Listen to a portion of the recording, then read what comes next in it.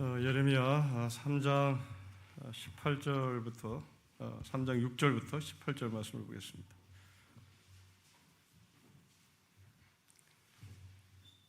삼장 6절부터 18절 말씀을 우리 한 절씩 기도하겠습니다.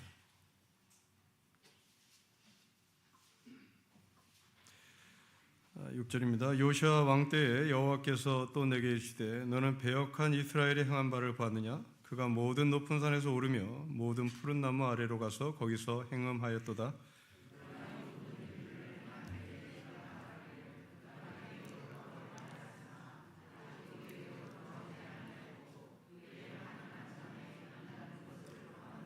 내게 배역한 이스라엘이 간음을 행하였으므로 내가 그를 내쫓고 그에게 이혼서까지 주었을 때 그의 반역한 자매 유다가 두려워하지 아니하고 자기도 가서 행음함을 내가 보았노라.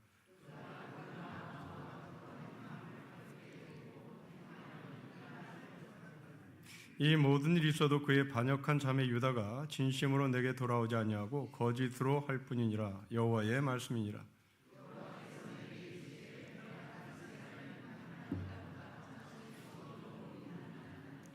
너는 가서 북을 향하여 이 말을 선포하이르라. 여호와께서 이르시되 배역한 이스라엘아 돌아오라. 나의 노한 얼굴을 너에게로 향하지 아니하리라.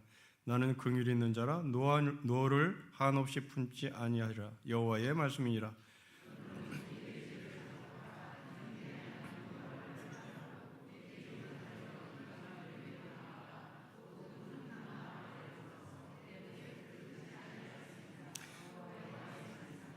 여호와의 말씀이라. 배역한 자식들아 돌아오라. 나는 너희 남편임이라. 내가 너희를 성읍에서 하나와 족속 중에서 둘을 택하여 너희를 시온으로 데려오겠고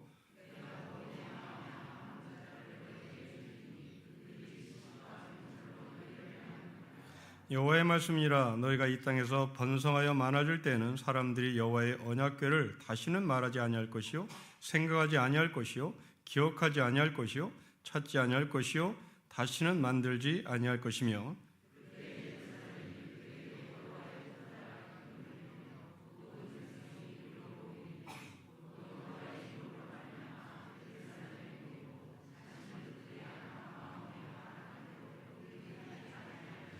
같이 읽겠습니다. 그때에 유다 족속이 이스라엘 족속과 동행하여 북에서부터 나와서 내가 너희 조상들에게 기업으로 준 땅에 그들이 함께 이르리라.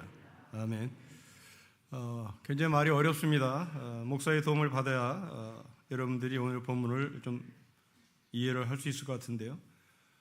성경은 유다라는 단어와 이스라엘 단어를 이렇게 구분해서 씁니다. 오늘 본문에서도 11절에 배역한 이스라엘은 반역한 유다보다 이스라엘이라는 단어와 유다라는 단어가 나오고요. 18절에서도 똑같이 유다 족속, 이스라엘 족속. 우리는 그냥 통상 이스라엘이라고 합니다. 그러나 성경은 이스라엘이어도 이것을 둘로 나누는데요. 하나는 소위 말하는 북이스라엘을 이스라엘이라고 표현하고 남유다를 유다라고 표현을 합니다. 이렇게 남북으로 나누게 된 근거는 솔로몬이 죽고 난 다음에 르호보암을 따라하는 사람과 여로보암을 따라하는 사람을 이 둘로 나눕니다.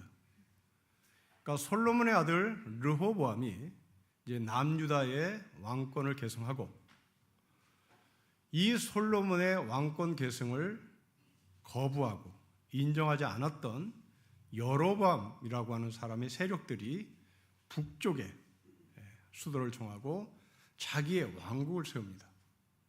그 북쪽의 수도는 사마리아였던 거죠. 그 사마리아를 수도로 삼고 왕조를 이룬 나라가 북이스라엘입니다. 근데 이 북이스라엘은 19명의 왕을 배출하죠. 그 19명의 왕을 배출하다가 급기야는 아수르라고 하는 나라에 망합니다. 이때가 기원전 781년입니다. 이제 르호보암을 따라서 남유다에 왕권을 세우고 수도를 예루살렘이라고 정한 이 나라를 성경은 남유다라고 칭하는데요. 이 남유다는 총 22명의 왕을 배출합니다. 22명의 왕을 배출한 후에 남유다는 바벨론에 망합니다. 이때가 기원전 581년으로 계산됩니다. 자, 오늘 본문에 나오는 이 요시야 왕은 그 중에서 남유다의 22명의 왕 중에서 16대 왕입니다. 이 16대 왕인 요시야는 대단히 선정을 베푼 성군이었고요. 그리고 하나님 보시기에 선한 사람이었고, 이스라엘의 그 남유다의 영적인 상황을 완전히 탈바꿈시킨 소위 종교개혁을 일으켰던 그런 성군입니다. 이제 우리는 이 요시야가 낯설어서 우리나라 역사로 연결시켜보면 우리나라 역사에 대왕이라는 이름을 붙이는 왕이 딱 두 사람 있습니다. 한 사람은 세종대왕입니다. 또 한 사람이 있는데요, 그 사람은 정조라는 왕입니다. 정조대왕이라고 붙이죠. 이시조선은 총 27명을 배출합니다. 그 27명의 왕 중에서 정조대왕은 22번째 왕입니다. 그러니까 이 요시야는 16번째 남유다의 왕으로서 이제 왕의 자리에서 물러나면서 이 남유다는 추풍낙엽처럼 떨어지고 급격하게 쇠퇴하며 바벨론에 망합니다.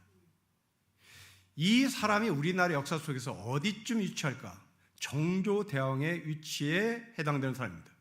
이 정조대왕이 물러나면서부터 이제 나라는 급격히 조선은 무너지고 급기야 일본에게 강제 병합을 당합니다. 그러니까 여러분들은 손쉽게 요시야 왕, 이건 굉장히 유명한 왕인데요, 제 친구가 이제 구약을 전공한 박사인데 이스라엘 사람들과 공부를 하면서 너희들이 존경하는 이스라엘 역사 가운데 너희들이 존경하는 왕이 누구냐고 물으면 상당수 이스라엘 사람들이 다윗이라고 말하지 않는답니다. 다윗을 자신의 위대한 왕이라고 여기지 않는데요. 우리는 다윗이 대단히 위대한 사람이라고 여기는데 실제 이스라엘 역사 속에서 위대한 왕은 요시야랍니다. 그러니까 현재 이스라엘 사람들 중에서 우리나라 사람들이 세종대왕을 존경하는 것처럼 다윗을 존경하는 것이 아니라 요시야를 존경할 정도로 이 사람은 대단히 성군입니다.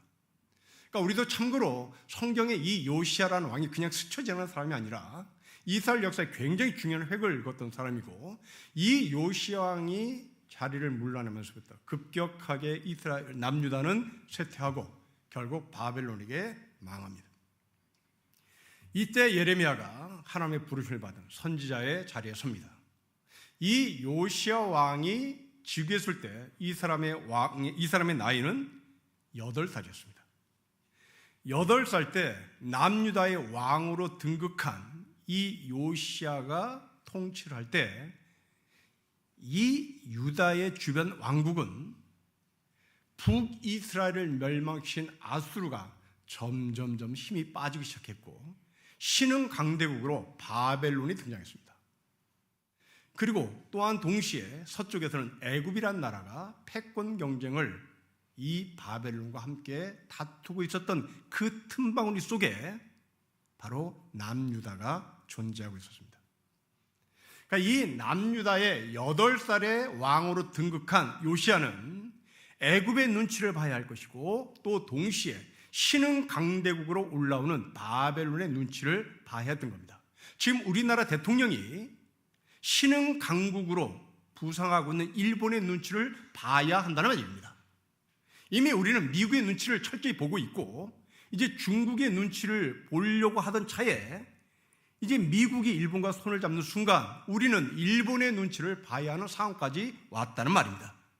이게 바로 예레미야 시대에 요시야 왕이 통치하던 주변 국가의 정세입니다. 자, 이런 상황에서 하나님이 예레미야를 부릅니다. 이런 상황에서 여러분들을 하나님께 부르셨다는 겁니다. 신흥 강국인 일본이 지금 급부상합니다. 이제 일본이 자유대가 아니라 정상국가로 인정을 받아버리면 이들은 정식 군대를 만들어내고 이 정식 군대가 이제 태평양을 그리고 아시아를 다시 진출하고 싶은 마음이 생기는 겁니다. 이때 여러분들을 하나님께 부르셨다는 겁니다. 이때 여러분들은 이 상황에서 어떻게 하나님의 말씀에 근거해서 신흥강국으로 부상하고 있는 일본의 군대와 서쪽에서 우리를 또 포위하려고 하는 중국과 또한 세계 맹주인 미국과 사이에서 우리는 어떻게 하나님의 말씀을 헤아리며 우리 자손들에게 미래를 정확히 전달해야 되는지, 이것은 정치 외교학자들에게 맡길 것이 아니라 하나님의 부르심을 받은 우리 왕같은 제사장인 우리들이 하나님의 말씀에 근거해서 해석을 해야 한다는 이야기입니다. 자, 오늘 본문에서 예레미야는 계속 돌아오라, 배역했다, 돌아오라, 배역했다 라는 말씀을 자주 합니다. 그러면서 이 예레미야가 이상한 나라 하나를 끌어들이는데요. 여러분 6절 말씀을 보십시오. 우리 6절을 다시 한번 읽겠습니다. 시작. 요시야 왕 때에 여호와께서 또 내게 이르시되 너는 배역한 이스라엘의 행한 바를 보았느냐? 그가 모든 높은 산에서 오르며 모든 푸른 나무 아래로 가서 거기서 행문을 했다 하고 북이스라엘을 소환시켜요. 여러분, 요시야는 지금 남유다 사람이라고 분명히 말씀을 드렸습니다. 이 남유다의 통치자로서 요시야가 등극하고 통치를 하고 있을 때 하나님이 예레미야에게 말씀하기를 이스라엘의 행음한 이야기를 끌어올리는 겁니다. 여러분, 이스라엘은, 북이스라엘은 언제 망했다고 제가 말씀드렸습니까? 기원전 781년입니다. 지금 요시야 왕이 등극하고 나서 북이스라엘이 망한 시점을 거슬러 올라가 보면 이미 80년 전에 망한 나라입니다. 이미 80년 전에 망한 나라를 지금 하나님께서 예레미야를 통하여 다시 소환시킵니다. 자, 우리는 여기서 질문을 해드리는 거예요. 왜 80년 전에 망한 북이스라엘을 하나님께서 예레미야를 통하여 다시 소환하는 것일까? 여러분, 80년이 지났다면 지금 이 시대로 얘기하면 남유다는 교과서에 북이스라엘이 왜 망했는지를 기록해야 되는 겁니다. 자, 여러분 같으면 왜 북이스라엘이 80년 전에 아수르에 망했다? 그 근거가 무엇일까? 역사 교과서에 뭐라고 쓸 것 같습니까? 지금 이 시대는 지금처럼 과거 시대 아닙니다. 종교가 앞서는 시대예요. 하나님이 앞서는 시대입니다. 왜 북이스라엘이 아수르에게 781년에 지금부터 80년 전에 망했느냐라는 질문에 학교 교과서 선생님은, 역사 선생님은 뭐라고 답을 하시겠어요? 그렇습니다. 북이스라엘은 죄가 많아서 그래요. 북이스라엘은 죄가 많아서 하나님께서 진노하신 것이야, 이렇게 가르쳤겠죠. 그런데 예레미야는 그렇게 말하지 않습니다. 여러분 11절 보십시오. 11절 같이 읽겠습니다. 시작. 여호와께서 내게 이르시되 배역한 이스라엘은 반역한 유다보다 자신이 더 의로움이 나타났습니다. 여러분, 번역이 좀 이상합니다. 그냥 직역해 보겠습니다. 하나님께서 나에게 말씀하시기를 배역한 이스라엘이 차라리 유다보다 낫다, 80년 전에 망한 나라, 이스라엘 사람들 관점에서 망한 이유, 아니 우리 기독교인들이 저 집 망했대. 그럼 여러분들은 뭐라고 얘기하겠습니까? 저 집 망했대, 저 장로 망했대, 저 집사 망했대, 저 권사 망했대. 그럼 여러분들은 뭐라고 답하겠어요? 왜 망했겠어요? 죄가 많아서. 내가 알아봤다. 내가 딴짓 할 때부터 알아봤다. 저 망한 것은 뻔한 것이다. 저 딴짓 한 것이다. 이렇게 말했겠죠. 80년 전에 북이스라엘에 망했던 남유다의 관점에서 교과서를 써서 후대에게 교훈을 주려고 했을 때 그 교훈은 북이스라엘의 죄가 많아서 그렇다라고 썼겠죠. 그런데 예레미야, 하나님의 부르심을 받은 예레미야는 하나님의 말씀을 그렇게 전하지 않습니다. 차라리 북이스라엘이 낫다.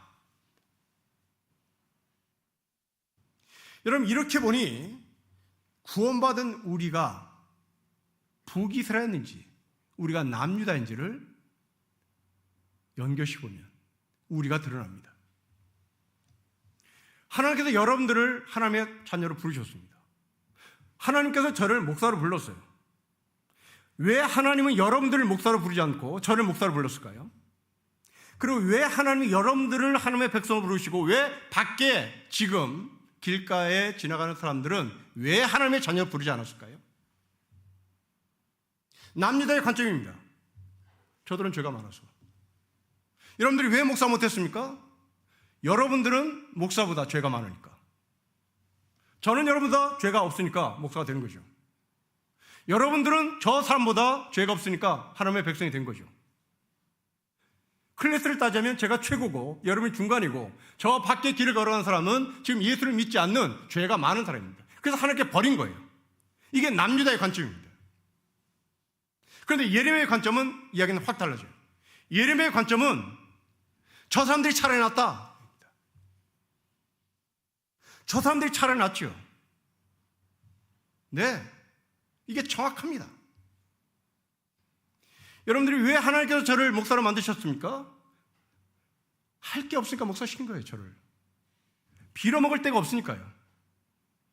빌어먹을 데 없으니까 너는 목사가 돼서 할머니 할아버지들이 내는 헌금 갖고 밥 먹고 살라라고 빌어먹게 나를 이 자리에 앉혀놓은 거예요. 가장 실력 없는 거예요. 가장 별볼일 없는 인간인 겁니다. 차라리 저 사람이 낫다. 차라리 저 북이스라엘이 낫다. 여러분, 이게 우리가 받은 하나님께서 우리를 부르신 구원의 관점입니다. 근데 우리는 남유다사처럼 저 사람보다 내가 나으니까, 저 밖에서 커피 들고 지나가는 사람이 나보다 죄가 많으니까, 아닙니다. 정반대입니다. 하나님께서 우리를 부르신 것을 성경 구원이라고 얘기합니다. 여러분, 구원이라는 것은 죽을 뻔한 사람을 살려냈다는 얘기입니다. 그러면 죽을 뻔한 사람을 살려냈다는 것을 쉽게 비유를 하자면, 불구덩이 속에 지금 다 죽어갈 것 같은 우리를 119 소방대원들이 뛰어들어서 끄집어냈다는 얘기입니다. 그러면 불가장자리에 있는 사람들은 누구였을까? 불가장자리에 있는 사람은 우리가 아니라 저 밖에 있는 사람입니다. 119 소방대원이 가장 급한 사람부터 불구덩이에 끄집어내야 되겠죠. 그 가장 급한 사람이 어디 있습니까? 불 한 구덩이에 있는 거죠. 불 한 구덩이에 있는 사람이 바로 우리입니다. 그래서 사도 바울은 우리가 죄악 중에 죄악에 속해 있는 사람이라고 얘기하는 거죠. 저 밖에 있는 사람은 불가장자리에 있을 겁니다. 불가장자리에 있으니 소방대원이 우리보다 늦게 구출하는 거죠. 우리가 늦게 구원을 하는 거예요. 그런데 남유다 사람들은 그렇게 생각하지 않았어요. 북이스라엘의 죄가 많으니까 우리는 저들보다 좀 나은 사람이니까 아직 망하지 않고 있어 라고 얘기를 했던 겁니다. 결국 이 남유다 사람들은 역사교과서를 기술하면서 북이스라엘에 대한 교훈을 반면교사 삼아서 자기네들이 적용한 것이 아니라 우리는 낫다, 우리는 북이스라엘보다 나은 존재들이라고 뻐겼던 겁니다. 그러면 두 번째 질문합니다. 왜 그러면 남유다 사람들은 도대체 무엇을 믿었기에, 도대체 믿는 구석이 어디 있었길래, 믿는 구석이 어디 있었길래 저 북이스라엘은 망하는 것이고 남유다는, 우리는 절대 그럴 일 없다, 저들은 죄가 많았고 우리는 죄가 없다, 그렇게 생각한 근거는 뭐였을까요? 밑도 끝도 없이 아니었을 거라고요. 무슨 근거가 있었을 거라고요. 네, 근거가 있었습니다. 그 근거는 뭘까요? 여러분, 남유다의 수도는 어디였습니까? 예루살렘이었습니다. 다시 말하면 예루살렘 성전을 소유하고 있었던 거예요. 아브라함부터 시작해서 모리아 산에 하나님께서 임재하신 그 예루살렘 성을 남유다 사람들이 소유를 하고 있었습니다. 정통성이죠. 그 정통성이 자기네들의 구원을 담보할 줄 알았어요. 그 정통성이 자기네들이 어떠한 잘못에도 무너지지 않을 것이라고 생겼던 거죠. 예레미야가 이걸 반대합니다. 여러분, 우리는 한국교회의 정통성을 갖고 있는 교단이에요. 그런데 대한예수 장로의 통합이 우리를 구원시켜주나? 천만에요. 그런데 남유다 사람들은 우리가 예루살렘 성전에 있으니까 저 북이스라엘은 사마리아에 갑작스럽게 자기네들이 성전을 세운 것이고, 우리는 예루살렘 성전이고, 이 예루살렘 성전은 아브라함부터 흘러내려왔던 땅이니 우리에게 정통성이 있어 때문에 하나님은 우리를 절대 버리지 않아. 이것이 남녀 사람들의 착각이었던 겁니다. 우리가 갖고 있는 착각일 수도 있어요. 여러분, 논리비약을 한번 해보겠습니다. 이단의 구원이 있을까요? 우리에게 구원이 있을까요? 정통교단이 우리에게 구원이 있을까요? 이 질문에 우리는 좀 헷갈립니다. 여러분, 이 이야기는 예수님 시대까지 거슬러 올랐습니다.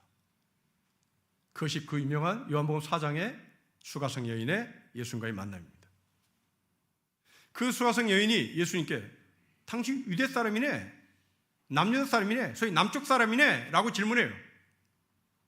그러면 이 수가성 여인이 뭐라고 합니까? 우리는 저 산에서 예배하는데 네 남쪽 사람들은 예루살렘에서 예배한다며. 그래서 이 저산이란 사마리아 성에 있는 그 성전, 소위 그리심산을 얘기합니다. 그 그리심산에 북이스라엘 사람들이 성전이라고 세워놓은 사마리아 성전이 있었어요. 그 성전에서 예배를 드리는데 남쪽 사람들, 니들은 예루살렘에서 예배된다며. 그래서 예수님이 하신 말씀이 뭡니까?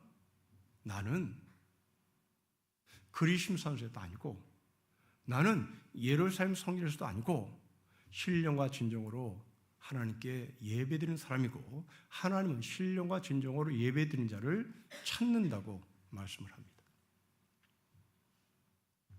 자, 다시 질문하겠습니다. 여러분들은 정통교단이 구원이 있다고 생각하십니까? 아니면 이단의 구원이 있다고 생각하십니까? 정통교단의 구원이 없을 수도 있어요. 이단의 구원이 있을 수도 있어요. 여러분이 대한예수 장로의 통합 측에서 신령과 진정으로 예배를 드리지 못하면 우리는 구원을 받을 수가 없습니다. 이단 속에서도 누군가는 이단 교주의 이야기를 듣지 않고 신령과 진정으로 하나님께 예배드리는 자가 있을 수도 있습니다. 정통교단이라고 해서 우리가 모두가 신령과 진정으로 예배를 드리는 것은 아닙니다. 정통교단 목사 중에 신령과 진정으로 예배를 드리는 것이 아니라, 나는 통합교단의 목사야, 나는 통합교단의 성도야, 그러니 나는 한국교회 주륜이 예루살렘을 소유하고 있었던 남녀 사람들처럼 나는 구원이 흔들리지 않아. 그렇다면 여러분, 큰 오산입니다. 여러분들은 구원을 어떻게 받습니까? 장로가 구원시키지 않습니다. 권사가 구원되지 않습니다. 장로가 구원되지 않습니다. 목사가 구원되지 않습니다. 신령과 진정으로 예배를 드린 자가 바로 구원을 받습니다. 예레미야는 사건을 해석하는 시선이 전혀 달랐습니다. 남유다 사람들은 우리는 예루살렘 성전을 소유하고 있어 라고 자랑할 때, 예레미야는 차라리 북이스라엘이 낫다, 니들이 돌아야 한다. 겉만 곳이 아니라 한 발짝 더 깊이 들어가서 자신의 역사를 재해석을 해냅니다. 여러분, 그렇습니다. 우리는 지금 실체만 보면, 겉모양 보면 어떤 누구든 우리에게 구원에 대해서 시비를 걸 사람이 없어요. 우리가 뭐 구원파입니까? 우리가 정명석도 아니에요. 우리 여호와의 증인도 아니에요. 우리는 150년의 역사를 자랑하는 정통 장로교단의 교인들이에요. 어떤 누구도 시비를 걸 수가 없어요. 그런데 예레미야는 여러분들에게 시비를 건다는 얘기입니다. 예레미야는 여러분들에게 저 사람보다 여러분들이 못났다고, 차라리 저 사람들이 낫다고 지금 말씀을 하세요. 장로가 청구하지 않습니다. 목사가 청구하지 않습니다. 권사가 천국 간다는 생각은 버리셔야 합니다. 그 실체 안에 들어가서 예레미야처럼 사태를 분석하고 볼 수 있어야 합니다. 우리는 교회를 다니면 다 괜찮아, 문제없어, 예수만 믿으면 된다라고, 그러면 나는 총알도 빗겨 나간다고 자신만만하죠. 나는 예수를 믿으니까 어떤 심판에서도 나는 심판을 받지 않아, 그렇게 자랑합니다. 여러분, 그것은 구원파입니다. 그 구원파는 예수님이 돌아가신 난 직후부터 있었습니다. 구원파는 어제 오늘 갑자기 생긴 교단, 이단이 아닙니다. 예수님 직후부터 있었습니다. 갈라디아서에 나오는 소위 율법 폐기론자들이 바로 구원파들입니다. 그 율법 폐기론자들, 초대교회 구원파들, 그들은 지금처럼 예수 믿으면 다 됐다고, 예수 믿으면 다 됐다고, 이제 너는 어떠한 심판도 받지 않는다고 소위 면죄부를 던져버렸죠. 그렇지 않습니다. 다시 예수님의 말씀을 기억해 보십시오. 신령과 진정으로 예배드리는 겁니다. 한 번 예배드리는 거 아닙니다. 신령과 진정으로, 예배드릴 때마다 신령과 진정으로 앉아 있어야 되는 겁니다. 예배드릴 때마다 신령과 진정이 뭔지를 묵상을 해야 하는 겁니다. 40년 전에 소대장 견습을 나갔을 때 철책 분대장이, 당시 하사로 기억하는데, 나에게 성경책을, 손바닥만한 성경책을 주었습니다. 뭐 내가 앞으로 목사 될 사람이지 그 친구는 모르니까요. 예수 믿으라고 준 거겠죠. 그 주면서 나에게 한 말이 있습니다. 소대장님,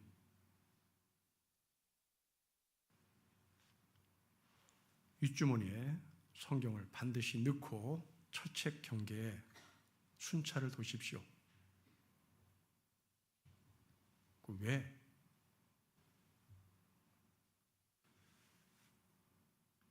북한군이 소대장을 저격해서 죽일 텐데 성경을 이 주머니에 넣고 있으면 총알이 비껴갑니다.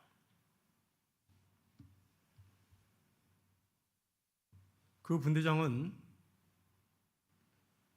신임 소위가 겁을 먹었다고 생각해서 나를 걱정해서 그렇게 성경책을 준 거겠죠. 저는 그 말을 믿어야 될까 말아야 될까요? 뭐 그럴 수도 있겠습니다. 성경책은 종이가 너무나 얇아서 이게 보통 힘이 센 책이 아니거든요. 뭐 총알이 날라도 뚫지는 못할 것 같습니다. 그러나 저는 그보다 더 중요하게 생각해야 될 것은 내 앞에 북한군이 어디에 있는지, 적이 어디에 있는지 살피는 것이 더 중요한 겁니다. 성경책을 가슴에 꼈다고 해서 살 수도 있고 죽을 수도 있으나 이거보다 더 확실한 것은 내가 적을 제대로 지금 보고 있느냐? 이것이 더 중요한 것이죠. 예레미야는 지금 이것을 얘기하는 겁니다. 왜 북이스라엘이 망했는지, 그렇다면 남유다 너희는, 그 질문을 하고 있는 거예요. 정명석이가 우리보다 못난 인간인가? 결과는 못난 인간입니다. 그러나 우리는 그러면 정명석보다 나은 삶을 살고 있단 말인가?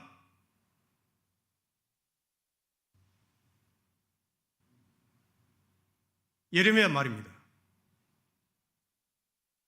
너도 똑같아.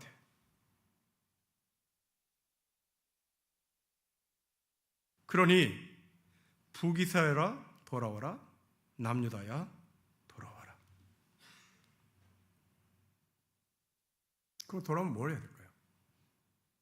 돌아와서 이제 신앙이 성장해야 하는데, 신앙을 어떻게 성장해야 하느냐, 이제 예레미야는 그 답을 제시합니다. 여러분 15절이죠. 15절을 같이 읽겠습니다. 시작. 내가 또 내 마음에 합한 목자들을 너에게 주리니 그들이 지식과 명철로 너희를 양육하며. 예루살렘에서 성전을 고집하지 말고 지식과 명철로 너희를 양육해야 된다. 내가 정통교단에 다니는 것으로 만족하지 말고 이 정통교단에서 하나님의 지식과 하나님의 명철을 배워야 하는 거죠.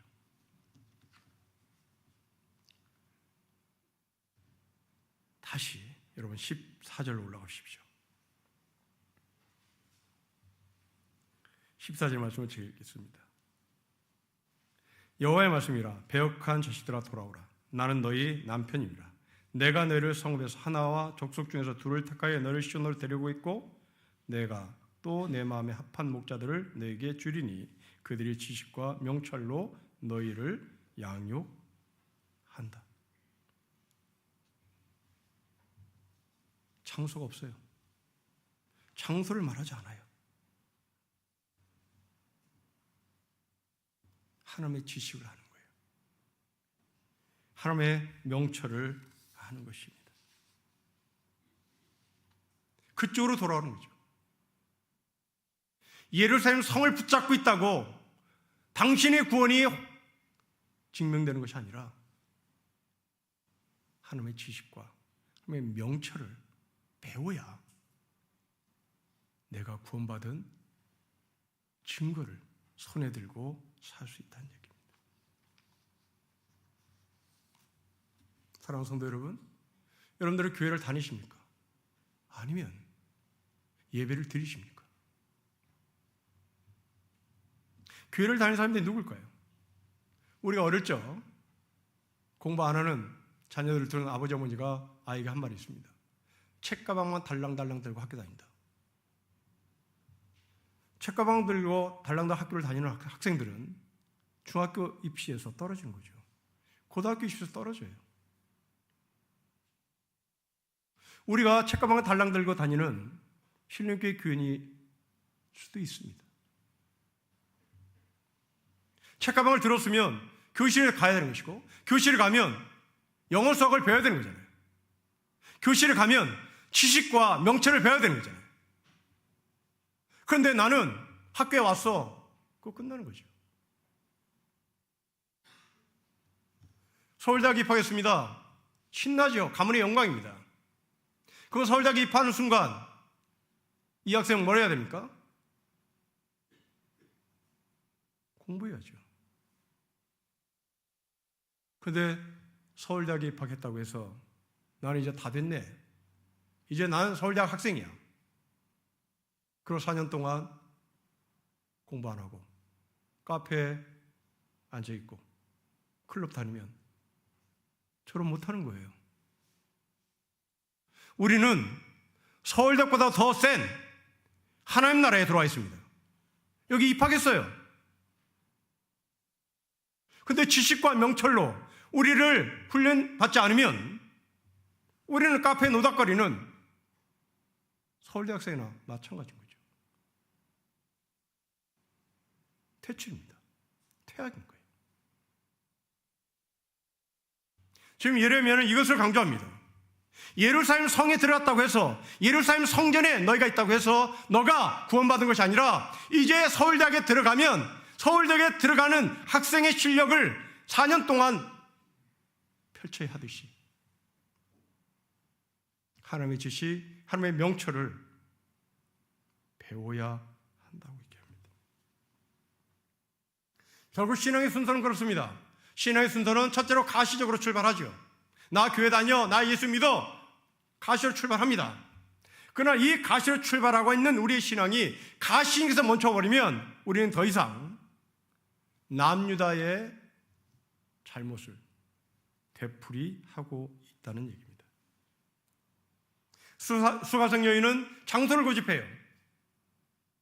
예수님은 장소를 고집하지 않습니다. 신령과 진정을 주장해요. 예레미야도 마찬가지입니다. 예루살렘 성전을 고집하지 않아요. 하나님의 지시, 하나님의 명철을 주장을 합니다. 종교학자 오강남이라는 사람의 말을 빌려보겠습니다. 이 사람은 종교를 크게 둘로 나누는데요. 하나는 표층 종교, 하나는 심층 종교라는 단어를 써요. 표층 종교란 껍데기죠. 껍데기 종교는 무조건 믿음을 강조하는 종교. 무조건 믿음을 강조하고 문자 그대로 믿어라 라고 얘기하는 시스템을 표층 종교라고 얘기해요.